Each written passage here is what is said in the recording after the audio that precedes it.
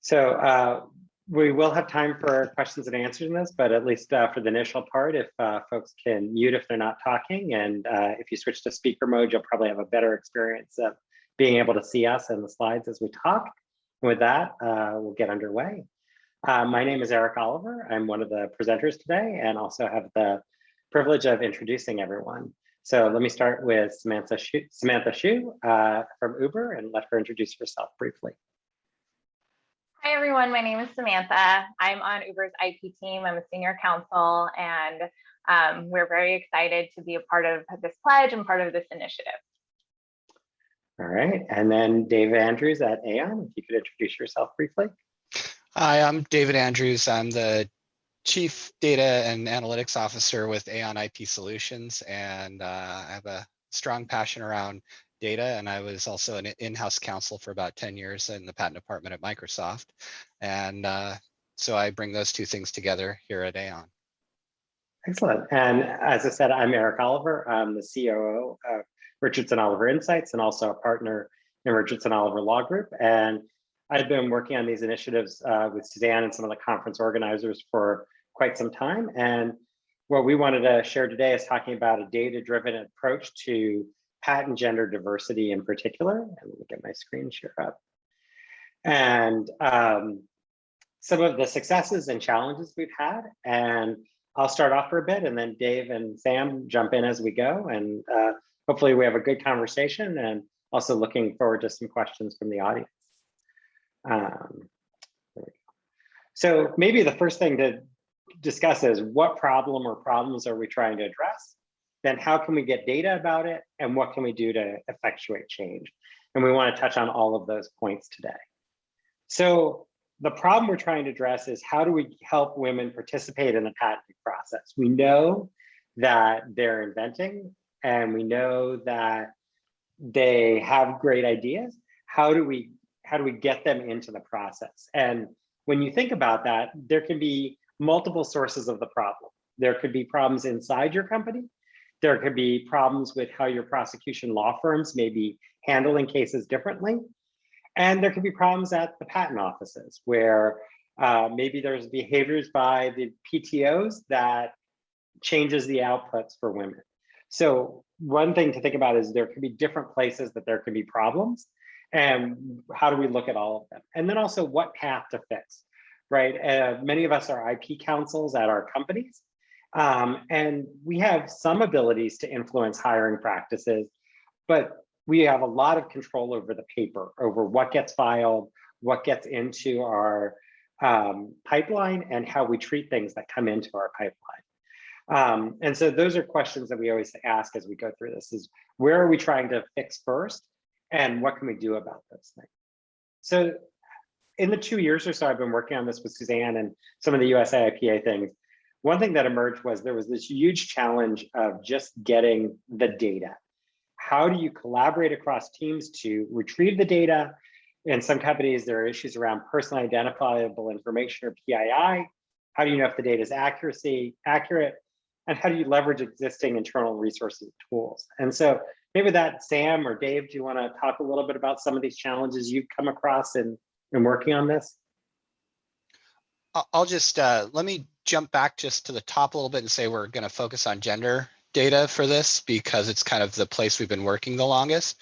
But a lot of this can apply to the other pillars of inclusion and any sort of inclusion program you have.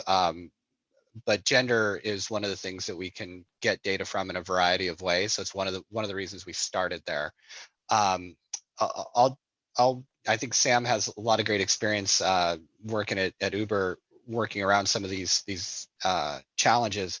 So I'll just say, one of the things that's been really interesting is teams that focus on getting their data into their docketing system. And that's kind of that last, leveraging existing internal resources and tools. Kind of the holy grail is diversity information alongside everything else about the patent. And that way you can join it with all of your other data like business group, or if you have a tiering system or a taxonomy, there's so many different ways you can look at it. But as a place to work toward, that's a great place to work toward. It's also probably one of the hardest. So many people end up with stuff standing to the side, and that works great too. So don't be afraid to take it in parts, because there's been a lot of success through that. Sam? Yeah, and I can give some insight on how we did it at Uber, but obviously there are many different options. There's no right way. One thing that we were able to do is we do have an existing patent management system called IP Folio. So it was easy to kind of pull up our entire portfolio and kind of figure out who the inventors were. And then from there, we were able to match up the inventors with reports from HR. And to the extent that we were not able to actually do that, because obviously our portfolio is much older than when we kind of got started on this initiative, we did a little bit of manual digging. So whether it was looking people up on LinkedIn, asking people how they identify in terms of their gender, that's kind of the work that we had to do on the back end to make sure that it was as accurate as it could possibly be without people self-designating what their gender was. And so going forward, what we've really been, what has been helpful for us is we have an ongoing line of communication with our HR department, and they have been sending us monthly reports of all of our employees and their gender, so we can upload it into our patent system, IP Folio, and that way we can keep track of, you know, who is inventing. It's really easy to do polls from that system and kind of figure out our numbers from there. Well, and that's wonderful when you're able to get that cooperation. I know one of the things along this journey we found is that some companies, either because of like GDPR or similar privacy regulations, HR didn't feel like they could share that data. And so one thing that we've had folks come to is, well, I don't know how to get that data, or I don't know how to answer that, or I can't get that collaboration. So one thing that we did as part of this group is we did a bunch of testing. So we got 12 companies, and if I can call you out positively, Uber helped us with this as well, to share data about 23,000 patents and 65,000 inventors. And we tested about 4 different algorithms for translating first names into genders. And we then released a free tool, and that's up on our law firm's website, and it's something anybody can use. So if you're getting started with this and you're not sure, or you're running into trouble with your HR department, this is a very good resource for starting to answer those questions and starting to put the data together. Dave, do you want to talk about some of what you've done and maybe some of the examples? Sure. Yeah, sure. I want to plug though first, Erik, the video you did that helps go along with that spreadsheet is super helpful. And so if you want to do it, pull up the YouTube video too. And like if you know, there's varying levels of Excel kind of skill out there, and kind of some people might go, oh, I know exactly how to do this. Other people might be like, I'm not that comfortable, but the how-to video is just awesome. So I think I'd really encourage people to give it a try. Yeah, thanks. So I'm just going to talk about a couple data points here, and one of the things. So let me talk about how we did this. So at Aon, we're kind of focused on patent data for a lot of reasons, for insurance reasons, for consulting reasons. So we spend all of our time with our data science team focused on patent and other IP data, and so we started a small virtual team to do diversity in patent inventorship as a focus. And we started out with a lot of the same algorithms that Erik used and tested, and we combined a few of them and then improved it through some of our own work, including having this small dedicated team and some interns help us out. And we now have a system where we have the right now we have the US patent database all coded for gender. So we know, or we have a algorithmic guess about the gender of almost every inventor in the US patent system. And we use that data to then do a bunch of deeper digging. And we can do things like segregate out an assignee or a technical area or whatever it is. And we can do a bunch of different slices on the data. I'm just going to show you a couple really quick. And my motivation here is to say, you know, it's not very difficult. We have the Excel algorithm out there. We have our algorithm that we run, and these have all been published by WIPO and the USPTO. And so it's really actually pretty easy to get an estimation of gender diversity across any company or technology or subset that you're interested in. And then you can really look at what's happening to you and what your most like comparisons would be. Usually I say competitors there, right? Because we usually didn't get competitive data, but you might not be looking at competitors for this, or hopefully you're not viewing them as competitors in diversity after this conference. This graph here shows the USPTO average of gender inclusivity on patents. And there's a bunch of different ways to measure this. We usually use a pro rata share of patents. So if you were an inventor out of 5 inventors on a patent, we kind of count that as a fifth of an inventorship. We average across all patents. We can get way more into the details about how to calculate that. But with that calculation, we measured in the year 2000 that tech and the USPTO were tied at about 0.9 or 9%. That's a typo. That should not be 0.9. It should be 0.09. 0.09. So 9% of patenting activity was attributable to women. And I'm going to pause here. I didn't do this at the start, but I generally, when I start to talk about this, say we owe everybody an apology for our outdated understanding of gender in this data. We have a binary understanding of gender in the data, and it is not reflective of the reality of how we understand it now. And we face difficult decisions about how do we go forward with this. And what we've decided to do is to use the data we have and work on ways of including non-binary identities into this as we go. But I encourage all of you as you go back to your companies to make sure that that's an explicit point so that nobody looks at this and says, well, I see male and female, but does that mean I'm not an inventor?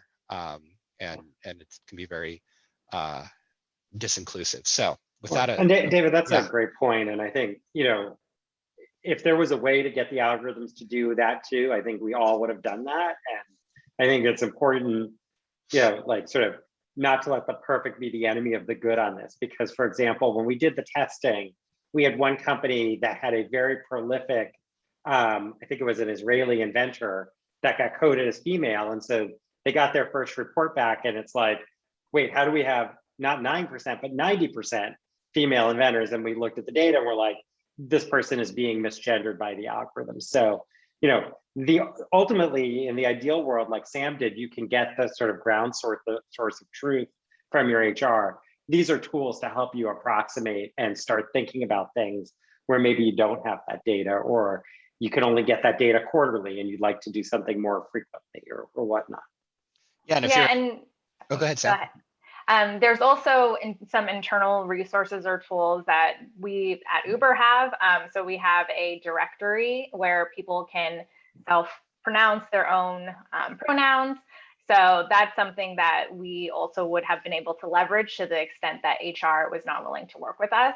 So I think it's really a matter of kind of, figuring out what resources you do have internally, and to the extent that you can get information that is self-designated as opposed to an algorithm figuring it out, or a guess by a person, that's usually something that's more accurate.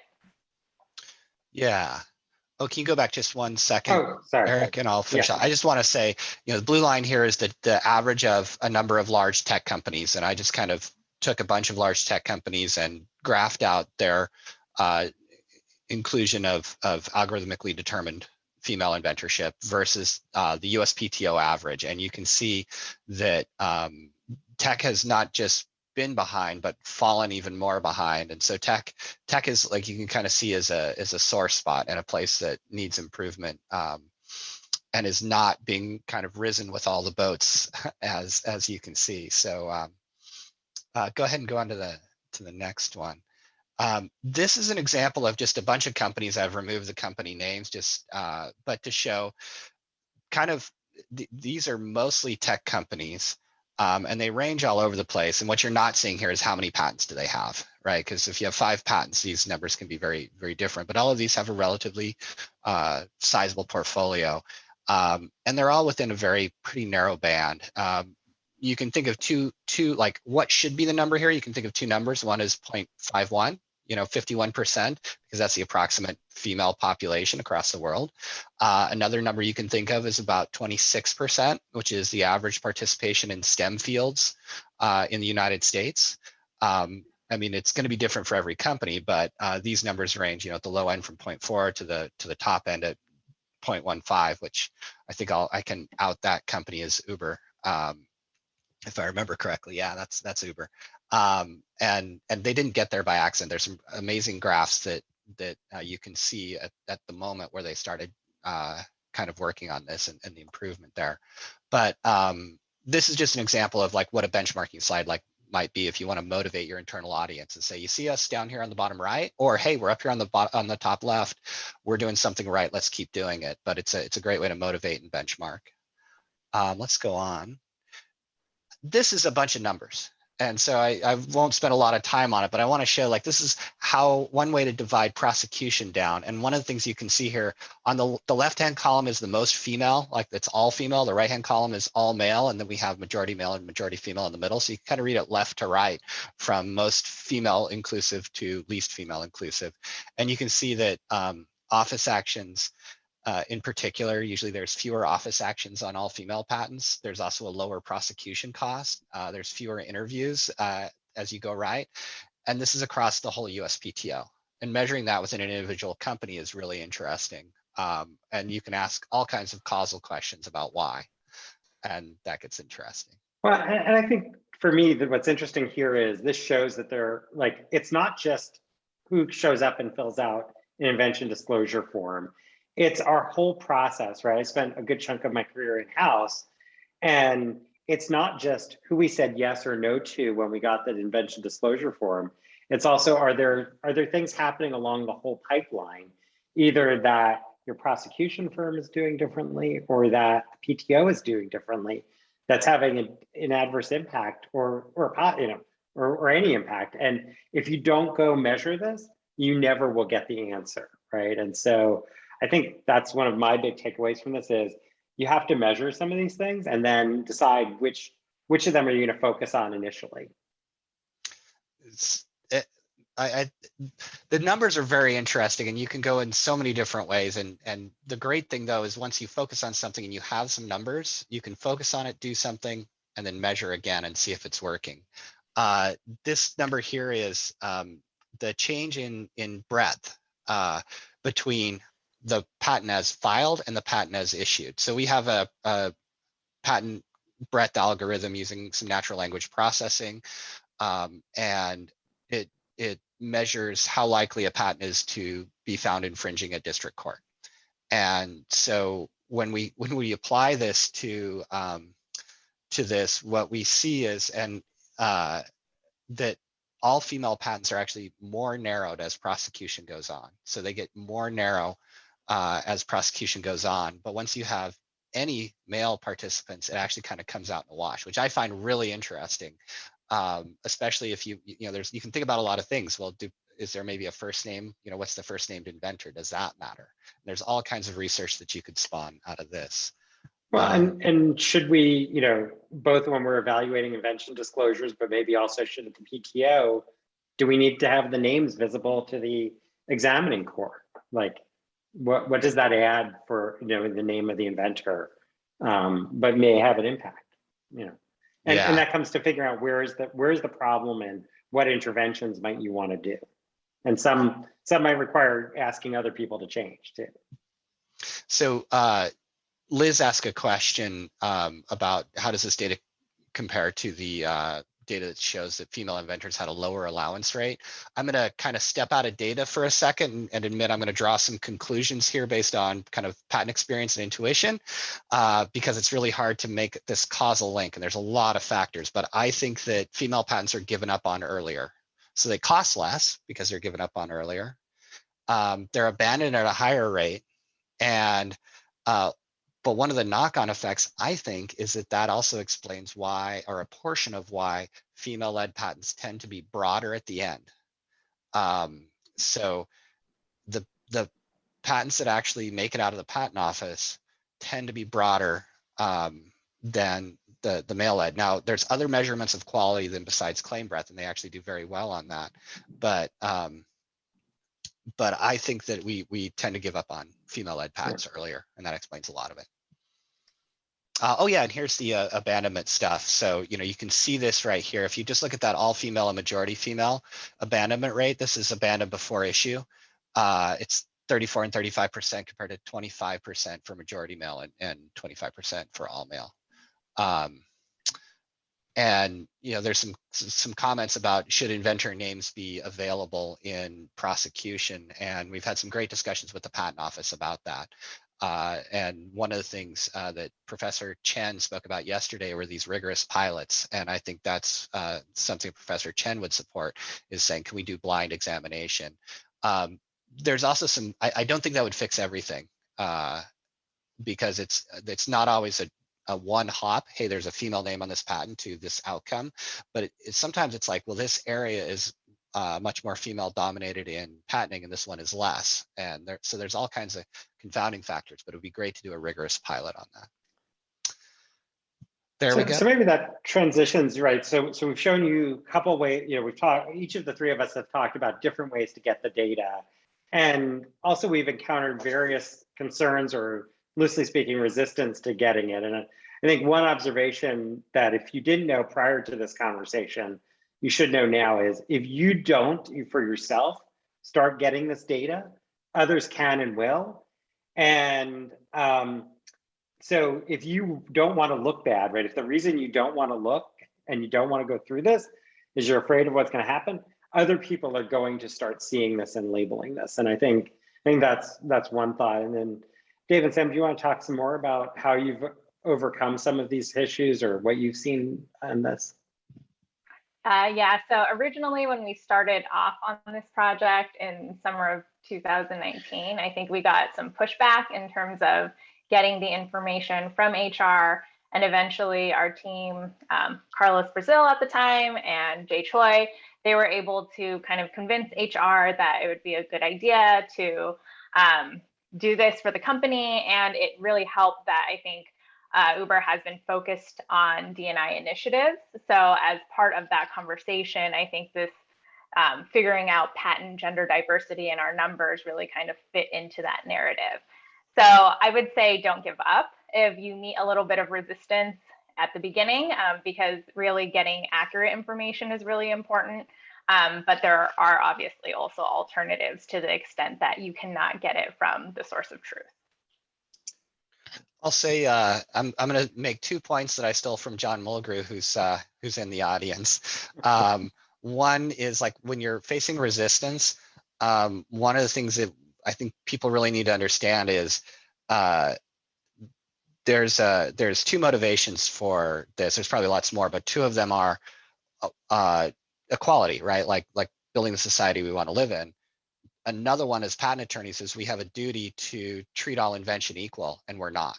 And our duty to the company to harvest the best inventions, to promote them, to register them, everything else, we're failing at. And we can measure it in this way because there's inventions that are going unharvested. And Jeremiah Chan at Facebook did some amazing kind of ethnographic studies about what happens through invention. And I really encourage people to really try and avoid the spot where you go, well, let's try and think of reasons why women are not inventing or any group is not inventing, but go ask them instead. And you'll get the answer. A lot of times people will tell you. And I'll say the other point that John would make is, and he probably will in chat, I'm sure, is you've already got personal data in your invention stuff. It's PII is probably already there. When you hit those barriers, a lot of times you can push through them by saying, no, let's really talk about this. This is already here. It feels like a big risk a lot of times to HR, but it really often there's not actually that much increased exposure. And GDPR, all of those things, a lot of times you've already got your requirements for filing usually mean you have data of that classification already. The afraid your company might look bad. I mean, I'll just say it's a tight band. Like no one looks great, and you'll be in good company. And at this point, we're all working on it. I don't know, Sam, Eric, do you guys have thoughts about that? Yeah, I think it's, being afraid of the problem doesn't resolve the problem. So I think if your company is actually dedicated to improving the gender disparity in innovation, it's really important to dig into the information and actually figure out what the problem is. So for us personally at Uber, I think, it is scary to not be sure what your numbers will look like, be afraid that people will, maybe make it more of a competition, being like, oh, this company is better than that company. But in reality, I think, as some of the speakers yesterday focused on, if you kind of fix the inventor pipeline or at the innovation pipeline, it's really better for diversity in the company overall, and it can bring a lot of improvements to the product, a lot of different perspectives to the product. And that obviously has a good ROI. Yeah, I will also just add, like, one personal story I heard as I've been working on this that really just, blew me away and sort of furthered my resolve to work on this is someone was describing at their company a female engineer who was discouraged in a group meeting from submitting an invention disclosure.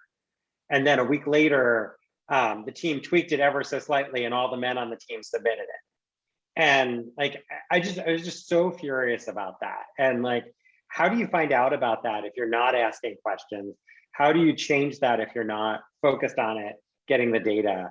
Like, this is just morally wrong, and it just has to get better and it has to change. And so, like, sticking our heads in the sand just doesn't get changed. So let's switch to some solutions and talking about. Hey, Eric, but before we go there, I just want to touch on the problem is too big for the patent department to handle. Oh yeah.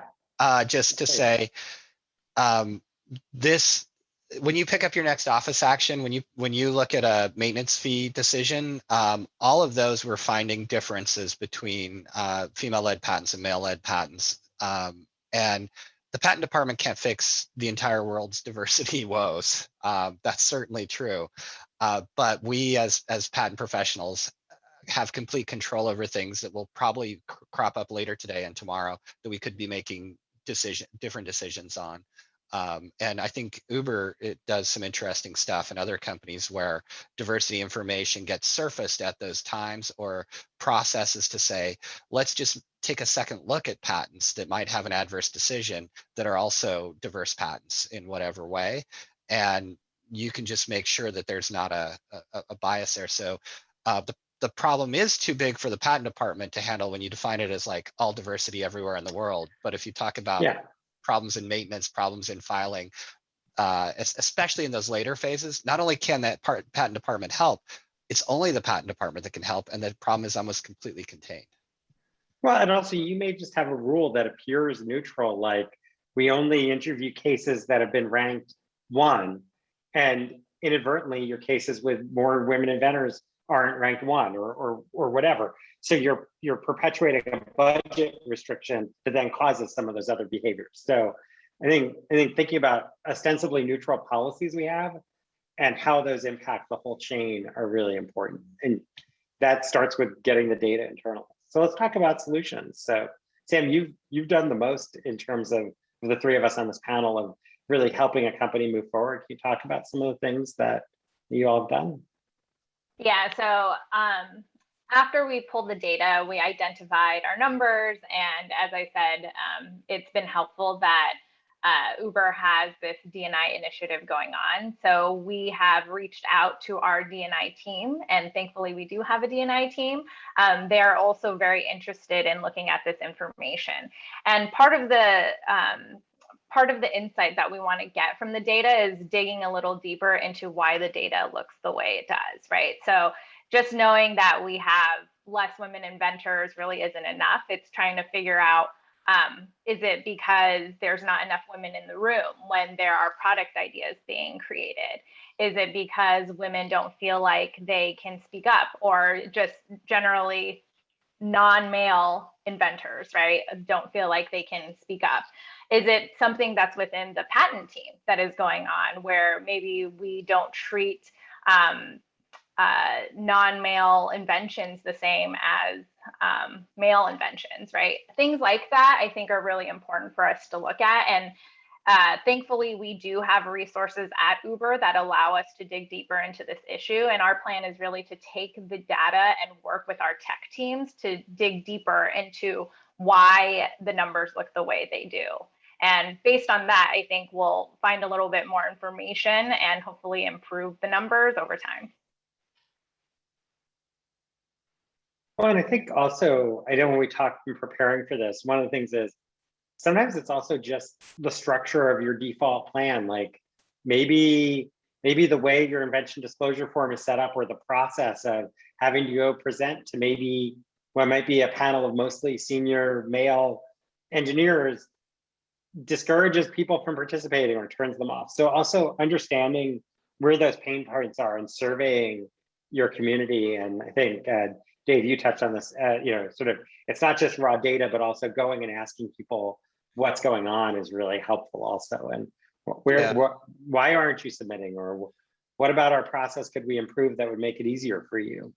One of the things that, so one of my last things I did at Microsoft was part of a diversity and inclusion process for software, and we did a lot of kind of literature review of what's out there and try to figure out ways to describe kind of gender differences. And it's not that men are this and women are that, but what we find a lot of times is when you look at men and women as a segregated data set and you can look at them separately, you'll find that the average for men is this and the average for women is this. And the easiest one to talk about is height. Men on average are taller than women. And there are tall women and there are short men and everybody in between, but on average. So if you build for the average height of your employees and you have a 70% male population, your male population might be served 50-50, like for 50% of it's too short and for 50% it's too tall, but your female population might be 30-70. And if you think about that from all of the different ways from information processing to learning theory, all these things that we've discovered that are different about male and female participation. Mary Sherwinski at Microsoft a bunch of years ago discovered that men and women take in screen information on average slightly differently in the peripheral versus the center. And so there's all these small differences. And in the patent space, you made this point, Erik, that it's generally not. In my experience, I have those same examples of someone just basically saying, how can she be an inventor on this patent? She's a woman. That doesn't make sense. Well, I've had that experience, but most of the problem is not that blatant. It's really about these second order and third order, and getting to the heart of it takes data and takes a lot of investigation and openness. But then a lot of times it's actually fairly easy. It's easier to fix that than, say, honestly, fix a misogynistic point of view. Sure. Well, and I like, oh, go ahead, Sam, sorry. So, and as part of that additional data, I think our team's goal is to actually ask our tech teams to give us more information on why things are looking the way they do. So identifying maybe specific problems within certain teams, and then focusing on those teams for either training or kind of bringing the numbers and the survey results to light, so that leadership can have some information and kind of change the way that they're doing things on their teams. And I imagine Suzanne would make this point at this spot where she would say, leadership buy-in is really important. And I think we've heard that a lot. And so one of the great things about data, is as we kind of evolve into more data-driven companies, is getting your data and laying it out in these ways can really help get leadership buy-in that this is a problem. That's usually not a difficult thing these days, but B, there are things we can do to change it that aren't about waiting for someone to enter college, get a STEM degree, come work for us, and then invent. There's things that are much closer and immediate, and you can start to get traction while you work on that longer pipeline thing. Yeah, no, I your height example reminded me that last night I was talking to one of my friends, and she said, I'm really tired of hearing about all these fancy new building designs if they don't talk about these three things. And it was light, sound, and heat. And on heat, she goes, look, men are sweating when it's 76 degrees on average. And and women are freezing when it's 71. And we're designing all these fancy buildings, and all these startups are talking about the aesthetic of the building and this. And she goes, "You haven't told me about the light, heat, and the sound." And those are the, and how are you going to find out to focus on that if you're not asking people questions? And so same with, is there something about your invention disclosure process that is turning people off? Is there a process where in your engineering sprint teams, somehow women are being discouraged? Oh, that's not worth filing on. Like, asking questions about that is the only way to sort of uncover those things. And the data can help you see something's happening. You still have to go figure out what you want to do. And I also think, Suzanne made a point, is just because you're gathering this data doesn't mean you have to post every single aspect of it out on the internet or whatever. A lot of the stuff you can do internally, you can shape internally, you can make changes internally. And be better yourself without it being a public event. So I think that's also important. Suzanne, did you want to come? I think we're sort of at the end of our main content here. Did you want to guide some Q&A? Sure. Or did you want to? Okay. Yeah, so I think these guys have so much knowledge. If we just want to open it up a bit now that you guys are in a meeting, so you can actually raise your hands and we could open it up a bit for everyone to ask their questions and really kind of query back and forth with the audience. And I will just say, I know for myself, and I know Dave, you already said this, if you have questions, reach out. Our email addresses are on the screen. Please contact us. Happy to help. Yes. So just a couple logistics here. This session, there's a networking session at 9:50. We'll stay here as long as there's questions and keep going. Or if you guys want to leave and go to the networking sessions, you're also welcome to do that. But I have a sense many of you want to know more from these guys. So let's open that up.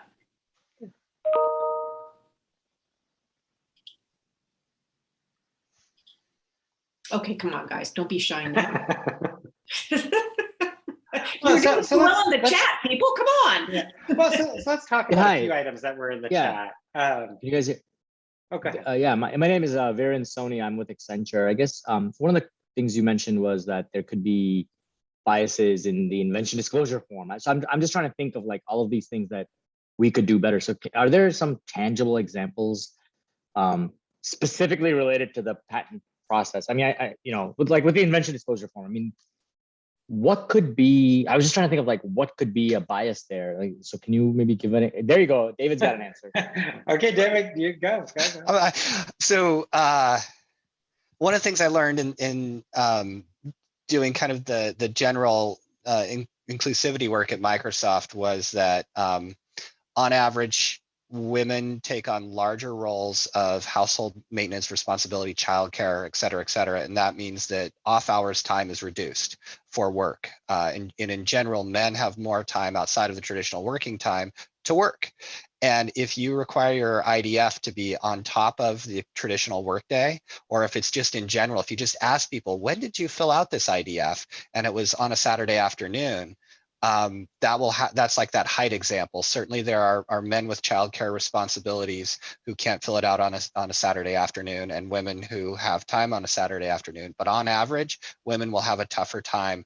And I'm talking US here, there's differences across countries, but in the US, women will have a tougher time fulfilling that task. So if you view invention disclosure as something you do kind of above and beyond your normal job, you're probably setting yourself up for a difficult time. So that's not about the document itself, but there can certainly be things there too, like tons of things that can dissuade. I don't know, Eric, do you have thoughts on that? I'll give one example. Some forms I've seen ask you to go get your manager's signature, Right. which may seem like it may make it may make sense for various business reasons. Well, we want the manager to weigh in and acknowledge that it's important, but the managers may be unintentionally or intentionally telling women, I don't want to sign that, or whatever, or discouraging them. So that would be a way that the form, which is ostensibly neutral, like just literally the form itself, can end up sort of perpetuating a type of discrimination. I would also go back to what Sandra said yesterday, which is requiring a form that way, as opposed to maybe a dictation or a video or another media way, could also be in and of itself difficult. It may be difficult for people to have access to that on their off hours for whatever reason. So just think a little bit about how you want to better work with your audience. Looks like we have a hand raised. The review process, just real quick, the review process of that form, think about how it might be reviewed. A lot of times, like patent committees will review stuff, and one of the things they look for is name recognition of the inventor. And there may not be any sort of overt bias, but networks don't build out equally. We know that. And so like you might think about moving names to the back or not including them, or think about it as it's in the review process as well. Yeah, I want to call out something Joy put in the chat as well. Don't call it an invention disclosure form. I know for a lot of minorities, they don't feel that what they've done always reaches the heights of inventing. We just solved a problem, right? And if I solved it, it couldn't be that difficult. So maybe it's problem solved, or, again, she was saying product disclosure form, or any number of things, of ways to make it a little more approachable. I'm going to kind of keep this going a little bit. Sam, I wondered if you could talk a little bit about the work that you guys. Sam, we actually have a hand raised, though. I just don't want to lose that. Okay, I'm trying to go back to a question first, and then I'll come back to okay. So there's a question about, could you talk about how you worked with IPfolio to help them actually tailor what you needed for your system? And so I think that would be helpful for people. Yeah, so we have ongoing conversations with IPfolio to kind of customize our patent management system. So as part of this initiative, we've basically started also implementing in gender counts into our management system. So now we can track anytime we pull up an invention, a disclosure, the count of, male, female, or non-binary designation. And how hard was it for you to get IPfolio to change their system for you to customize that? I didn't do it personally, but I think it was just a couple meetings where they would have to customize. And now that we're able to pull information in from our HR reports, I think that makes it a little easier as well, because it's really just adding an additional section onto the form so we can keep track of it. Okay, and now John Mulgrew or Jason, if you guys could unmute yourselves, could you talk a little bit about, I know you guys did the same thing with IPfolio, and I just want people to understand you can get your invention disclosure, your software folks, to help you with this process. Can you guys talk about that a little bit, John or Jason? Jason, are you on? You want to try to take this one? I literally just signed back in, so I didn't hear the full question. Oh, so the question is about getting it into the docket. So why don't I go first, and then Jason, you can add in. So we actually use the same docketing platform that Uber does, and we actually coordinated with Uber on this. It turns out that we both asked for the same thing within days of each other. And so I'm not sure who went first. You remember, Sam? I don't know. Someone told the other, like when the second caller to IPfolio asked for this, they were told, I've never heard this request, and now I've gotten 2 in the last couple of days. And there was, I think one of us figured out it could only be the other. And so we called each other and we coordinated on what we would do and how we would do it. It actually, I think, look at how many people are at this event. Like if you guys can figure out, if you're not using IPfolio, if you are using IPfolio, you have a solution already. It's already there. But if you're not using IPfolio, you should work with other people who are using the same platform as you and make the request as a group and I would suggest even working out how you want the data to look like. I think Jay, Sam, I think you were in that meeting. We talked about what the data structure ought to look like so that we made a request that was consistent with each other. And, but I think it's still flexible. You can download it. I think we have it done in a different way. We pull in a different way, but the fields are similar fields. We use the same fields. So I think work together. There's a lot of power in this group right now. If you go as multiple customers asking for a data field that you all agree would work for you, you're gonna get that. Especially if you tell them that another platform provider already does it, and you don't understand why they don't. So I don't think this is a hard thing to figure out. So Jason, do you want to add to that? Yeah, I'll say at least, our experience with IPfolio was, they were very receptive to helping us. We paid them, to manage their portfolio in a way that works for us. And so they're very on board with trying to meet the needs, and still are. We're still kind of tweaking our processes and updating the type of metrics we want and the type of reports we want to be able to pull, and trying to do that in an easier fashion. And so it's a ongoing conversation. And so it did start with just like, hey, we need these fields in there. Now we're a little bit more in the weeds to say like, hey, I'm still having to kind of make this report and then pull it over to Excel and do all the things I need to do. Here's what I did in Excel. Can I recreate this within the Appfolio platform to make it a little bit easier to do my job? And they're receptive to that, and they're trying to tweak their processes as well. And so yeah, just starting the conversation. And like John said, the more people you can get involved in the conversation, that gives them more incentive to try and come up with solutions if they know that more of the clients will be asking for it. Perfect. So now when you guys go in the networking sessions, find out who has a similar docketing system to you so you can gang up on providers to ask them to do it. Liz, thank you for your patience. You raised your hand very nicely. Let's see if we can answer your question. Hi, no, first of all, at BD, we use Anaqua, and we're able to pull that data as well because we link it to our HR system, and we're plowing through those challenges now. So I appreciate the challenges in them. I wanted to circle back to earlier and look for unconscious bias in both education and recognition for submitting a disclosure. Does anybody find any bias in how we recognize our inventors, or how we even train our inventors to submit their IDRs? Could there be any solutions in those spaces as well? I'll take the recognition piece for a second, because this has come up in a number of companies that I've talked with. A lot of the recognition ceremonies are at night, on weekends, and some of those are difficult times for underrepresented groups. And let's just say, even during a pandemic, it's really hard for women to take time off to do that, since they're sometimes shouldering a little more of the childcare burden. So unless it can be done at a more convenient time, you inadvertently are leaving people out because that time isn't conducive. So also think about the kinds of, if it's a non-monetary reward, do they have choices of what rewards they get, or is it one size fits all?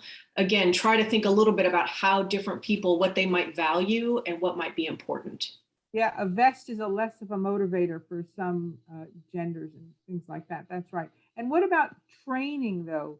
Are there differences that people have found in how we can train people and encourage people that way? I think the comments you made on the IDR form are really excellent, but even further back on how to even get people to open up the form and where the form is and things like that. Any insights?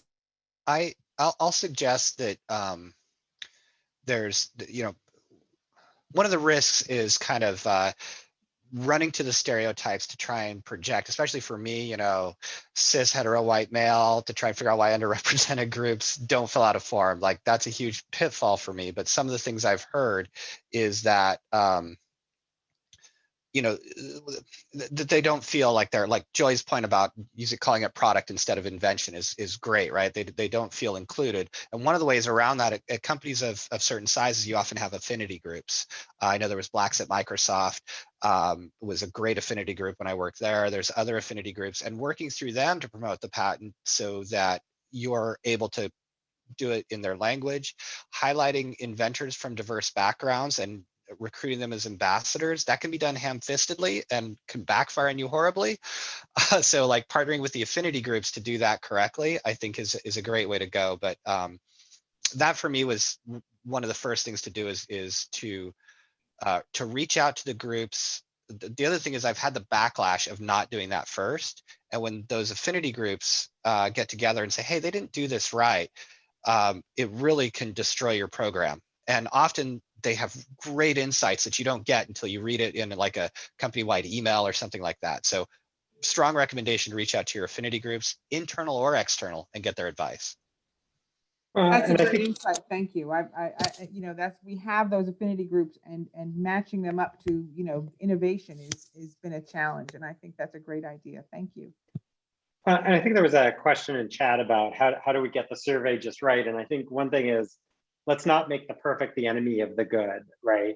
Maybe the first step isn't to go do a big presentation to one of those affinity groups, but to identify a handful of people that want to talk to you in one of those groups and just ask them some questions. Did you know we have a patent department?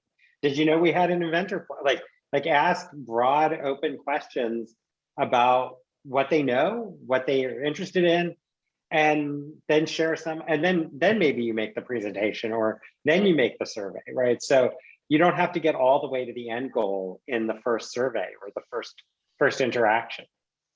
And I believe the IPO toolkit actually has a sample survey that you can kind of work off of. So our plan was really to use that as our base, and then to work with our tech teams to identify additional questions that we should be asking to kind of pinpoint the problems. So what other questions do you guys have? I'll just throw out there to Nikki's question as well about the survey. You can also hire people to help you write these surveys.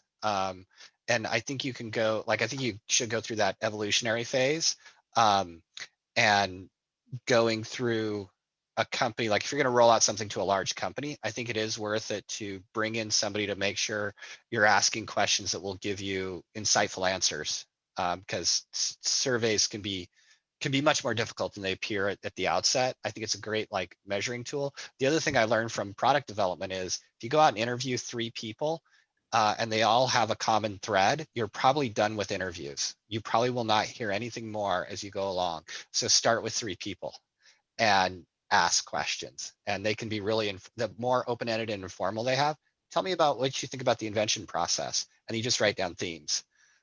That's really where, if you have I'm from the tech background, if you have a tech product group or a product research group, go to them and say, how do you elicit that feedback? Oh, and that's one more point I want to make that's kind of unrelated to all of this.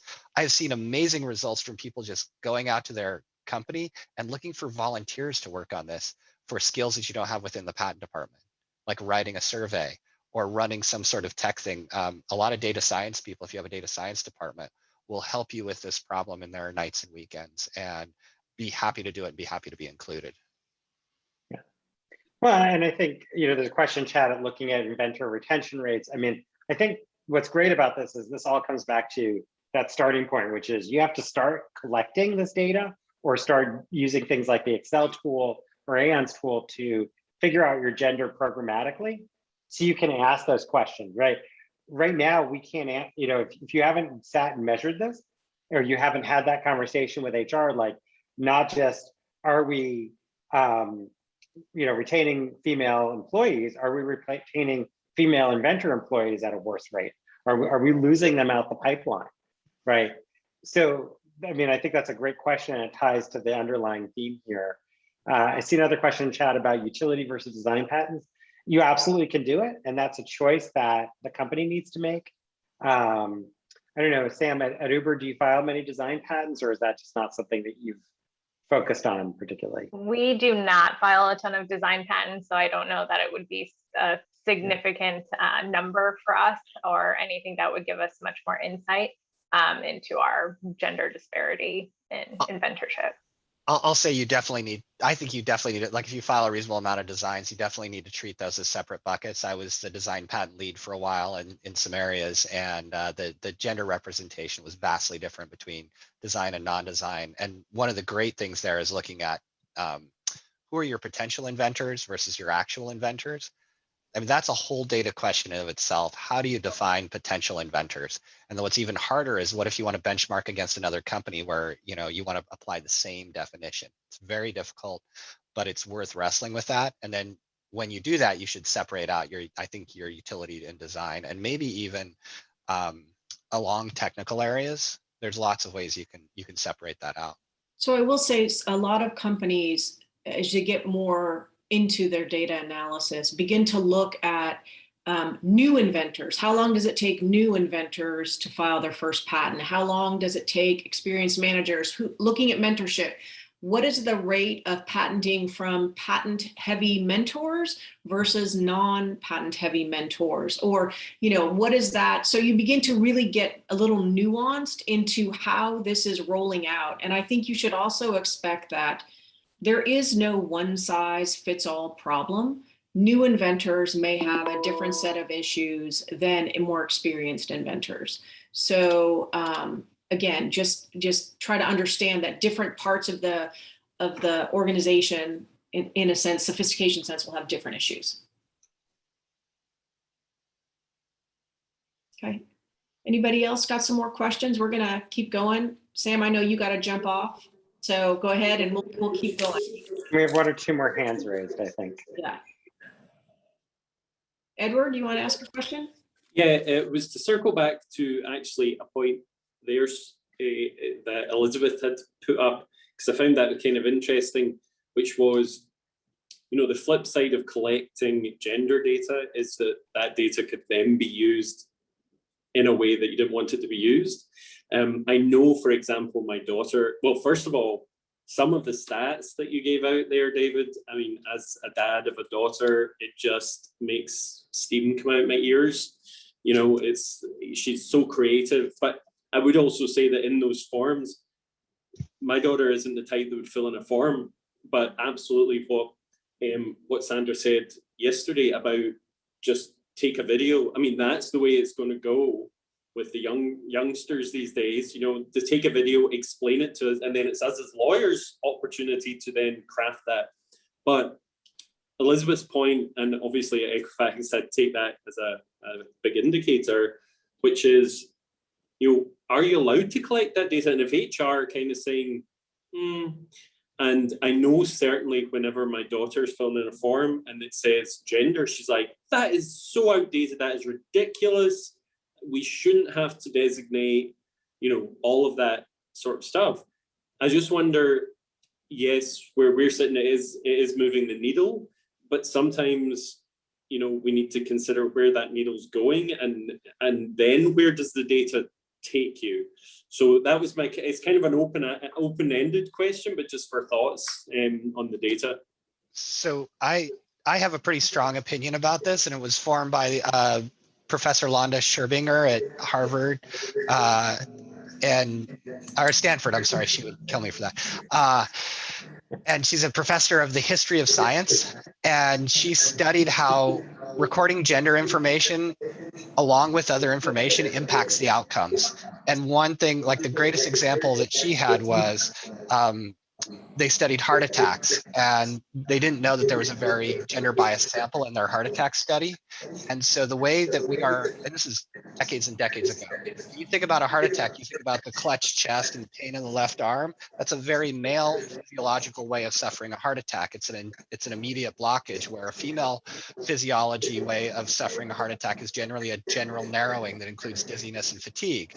So our model of heart attack is male centric. And the only way to correct for that is to have the data. And I think it is outdated when we don't allow for the modern understanding of gender.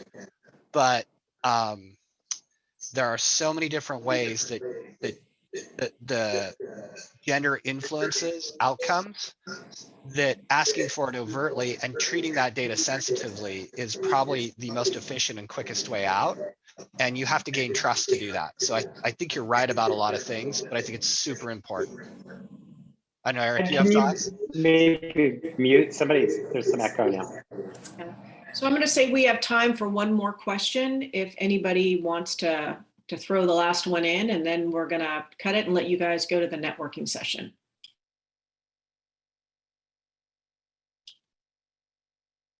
Or not.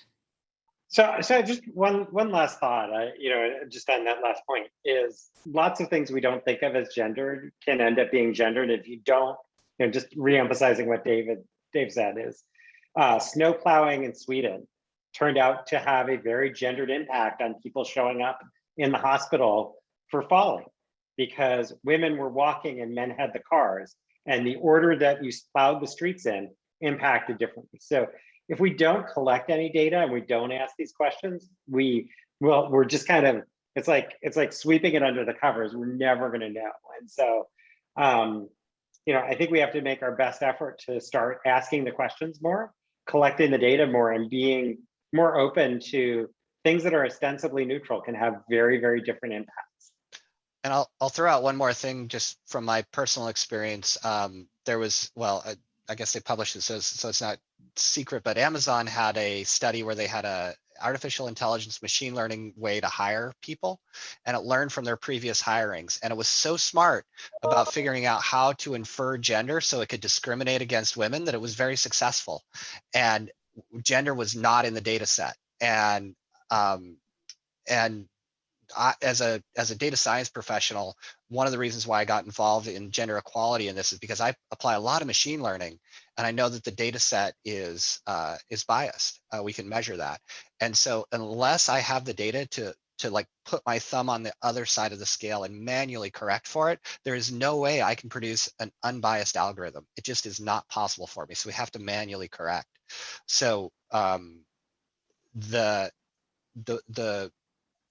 by collecting that data, let's say if I'm making machine learning process, if I have the data about gender, I can measure gender before and after, like recommendations for, say, abandonment or filing or whatever it is, and make sure that those are not being perpetuated, or if they are, come up with mitigation strategies. Without that data, we're out of luck. So there's a bunch of literature out there to convince people like your daughter and others that this is really, really important information, and the only way out of it is through more knowledge. But I'll tell you, lots of people are scared about this. The IDEA Act is really interesting, and we'll see how that tracks through about getting this information in. But these objections are coming out loud and clear, and even within the patent office, there's some tension about gender data. So I think it's everywhere, and it's a great discussion to have. But I think everybody who's spent a significant amount of time in this comes to the same conclusion. So I take that as a pretty strong signal that we really have to have the data, and we have to build the trust to get the data. Yeah, so it really does tie back to building that internal awareness as to why that you're asking for this stuff and what you're going to do with it. So I just want to say thank you guys for a great session, super helpful. I encourage you to reach out to Erik, David, and Sam over the course of the conference and afterwards. They are a wealth of knowledge and can be super helpful. So again, I'm going to cut. You guys can go on to the rest of the networking, and then we'll see you in the next session. Thank you.